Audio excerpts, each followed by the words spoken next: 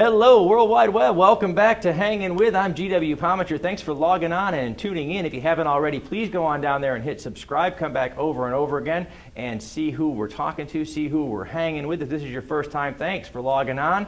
We are at ReCon 2016, hosted by the Historical Miniature Gaming Society, the South Chapter. They're celebrating their 20th anniversary here at the International Palms Resort at ReCon 2016. And we are hanging with Rob Morse, a game designer and player, an enthusiast, and we're going to talk. First of all, what caught our attention right away was the game that you're hosting in there right now, which is a variation on Stalingrad and the Battle of Stalingrad. Correct. As well as we saw it was kind of being mixed up a little bit of a zombie apocalypse going on in there. So first of all, let me ask you. What made you think to combine these two events? I was home building this historical game Stalingrad for this con, and a group of friends came over. They wanted to play the zombie side game, so I didn't feel like setting up a game, but I told them I had this set up out in my workshop, so we went out there and we set that game up, and we had so much fun. I said, you know, I'm going to run that at... That is really kind of cool. Now, how did you get started in game designing? I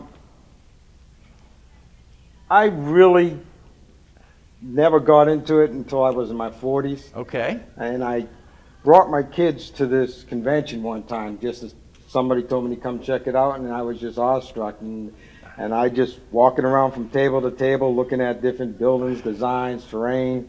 And your game is very detailed in terms of a 3D miniature model. Correct. It's incredibly detailed. Is that a hobby or something that you've always had, or is that something that's pretty new? I didn't start building models until I was 45. Wow. So it's never too late. No. Never too late at all. What brought you to that? What do you really enjoy about modeling? Actually, it's a place where I go, and you know, it's like yoga to some people or whatever, you know. I just sail away and find your center in there somewhere. Myself. The detail in the Stalingrad model is amazing. It really is.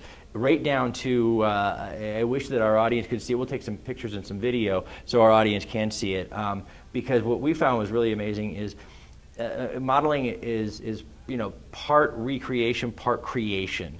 Correct. And you've been able to really get a post-battle Stalingrad that is really amazing, right down to the rubble and the detail in the streets, which probably makes it ideal for the zombie apocalypse as well. Yep. So, so that's really. So, what would you say, since you started modeling and gaming, are some of the biggest hurdles that you faced in building a game? A game structure. What happens is a lot of rule systems will slow you down. Mm-hmm. You got to learn to weigh out what's important, especially when you come to a convention like this, because you have 4 hours to set up, play a game, tear down. Most of the time, they give me a table here because I run games through the whole convention. But most people have limited time to do things, so you got to take what you think is important and and focus on that, so people have a good time at the game.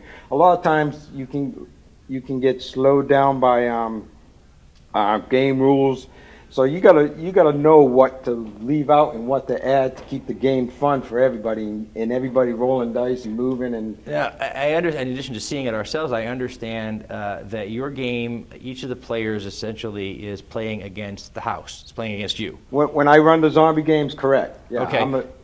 All your die rolls against me. I'm like fate or chance or whatever you want to call it. All right. Now, that differs a little bit from some of the other games where they're playing each other. Yep, correct. Does that make the game go quicker, or is it just something that you think is more enjoyable? Why did you build it like that? Because it makes it smoother and quicker, and I call it real time. Okay. Because as the game's going around the table, if somebody hesitates, all right, that's what you did. You hesitated. Next. Okay. Now, we were told that that's one of the things that's great about when they're playing you is that you're pretty quick to answer whatever challenges come up throughout the game. Do you have those things pre-thought out, or are you just thinking on the fly? It's everything. My zombie games, everything's on the fly. Wow. So the way it's designed is they can do anything they want. They can go anywhere they want. They can try anything they want, and the level of difficulty is on a dice roll. But most of the things is against me. Like if somebody wants to check for a gun in a car, would be an even roll. They got a 50-50 chance. But if they were trying to find a gun in a donut shop, the favor is in mine. If they were trying to find a gun in a gun shop, the favor would be in theirs on the dice roll. All right. So you've got, some of it is pre-thought out, but most of it comes up pretty quick on the fly. Because everybody does things different. You know? Absolutely. Now, you said you started game designing and working in modeling and things like that about the same time in your 40s. Okay. Correct. What did you do in your past life? In your current life, what do you do outside of your gaming? As far as entertainment, I was martial artist. I liked whitewatering. Oh, wow. So a lot of outside activity, you know. Climbing mountains, doing things like that. Outstanding, man. That is fantastic. What do you have any? Are you a gamer as well? Do you play? Yep. Other games? Yep. Okay. What's your favorite game? What's my favorite game? Yeah. I like historical westerns. Do you? Westerns is mine. It does. We do have that on our card over here. It says that you do the zombies and Stalingrad as well as Western games. Do you design some of those, or? I use for the Western games. I use I don't know if I can say. Can I say a? Sure. A gut shot system. It's called gut shot. It's a rule system. It's very fast, simple. It's more to my way of playing, so I use that. Okay. And I run a lot of historical games like the James Raid on Northfield. So now, what was the first game that sort of drew you into the gaming community? I think when I was a kid, my brother came back from college and he did Dungeons and Dragons. Dungeons and Dragons. Back in the 70s. You know, you're about the fourth person that said that to us, and it's amazing. About a month ago, we did, or 2 months ago now, we did Pensacon 2016, where we had an opportunity to talk to Troy Dennings, who was one of the original writers of D&D, and talk about some of the things that he's doing now. And it is amazing, as we talk to so many gamers who trace their roots back to the 70s and early 80s playing Dungeons and Dragons. And that was, for that time, an epic immersion game, and now I come here and see so many from historical battles to there's somebody in there with the Enterprise, and there's somebody doing Star Wars, and it's such an in-depth community now, and it's expanded so much.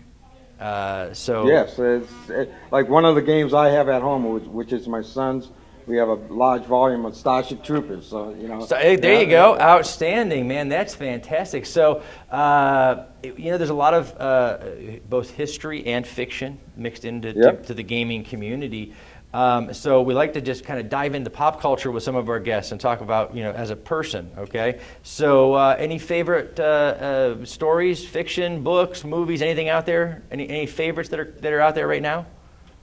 For me, I like the Walking Dead series. You like the Walking Dead series? All right. Big cliffhanger this year, Walking Dead, right? Yep. Any speculation? Who got it in the end, man? Who was it? Who was it? Yeah, who do you think? The Twitterverse is aglow with this stuff. Everybody's got somebody they think that it had to be. Any ideas? I'm not sure. You're not sure? You're not, I leave stuff like that up to speculation myself, because you know what? As soon as I think I've guessed it, I know the showrunners are going to know. They're going to know it. They're going to like sense it. And they're going to know that wasn't him. Yeah. It wasn't him. I'm a Game of Thrones guy. So yeah, I love Game of Thrones. Game of Thrones. So my big thing is I keep my mouth shut, because I know that if the universe hears me say I like a character, George Martin will kill him next season. Yep. So I gotta be careful with that. So you got a favorite good guys, favorite bad guys out there in the world? What do you think? Any favorites? Real ones? Okay, if you got a favorite bad guy in the real world, there's probably something wrong with you.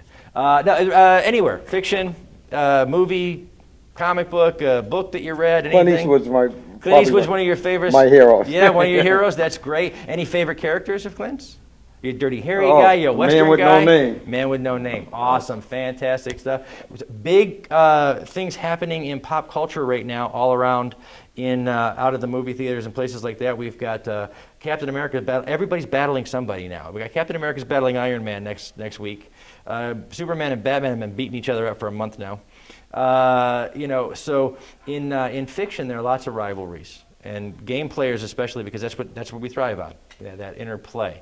Any big rivalries that you're a big fan of out there? Not really. Not really? No. Not really creating your own on the table, right? Yep, that's what I, that's fantastic. Undead is the Undead is the thing. Zombies are huge Yep, these days. yep, they they really are. Walking Dead, obviously, I think they brought it to the pop culture. They really everybody did. loves the evil guys are just, you know, mindless. And, can't be beat. And the good guys get guns. Where, you know, yeah, yeah, it is. It doesn't get any better. The zombies scare me because they they hoard. So, and you know, I'm not afraid of an ant. But an ant pile scares the hell out of me. So it's a little bit different. We're at the, you know, we're here with the Historic Miniature Games Society. I know their next convention is coming up in September 2016. Right now we're at ReCon 2016, and the International Palms Resort on world famous International Drive here in Orlando, Florida. We've been hanging with Rob Morse, a game designer. Rob, any current projects you're working on? Anything coming up we can look forward to? I'm thinking of a historical zombie game. Somebody gave me an idea. Game. Oh, fantastic. World War II. World War, oh God, Nazi zombies. That scares me. That's frightening. There were lots of Nazis and there are always lots of zombies. And when you combine the two together, nothing good will come of this. Except probably some good really entertainment gaming play. That's right. We're going to wrap it up here, folks. That's about the time that we've got. But we've been hanging with Rob Morse, a game designer. Look, coming soon, Nazi zombies. It's going to be frightening. It's going to be scary. It's going to be one hell of an entertaining game. We look forward to that. Rob, can people find you on the web? How do they get a hold of you? How do they find out about your games? I don't have a website. I just come and play and build. You come to the conference. If you want to see Rob, you got to come to a conference. You got to play a game. You got to immerse yourself in this community. I'm GW Pomichter. We've been hanging with Rob Morse, a game designer and an up-and-comer here. Remember, subscribe, log on, tune in, and see who we're hanging with next.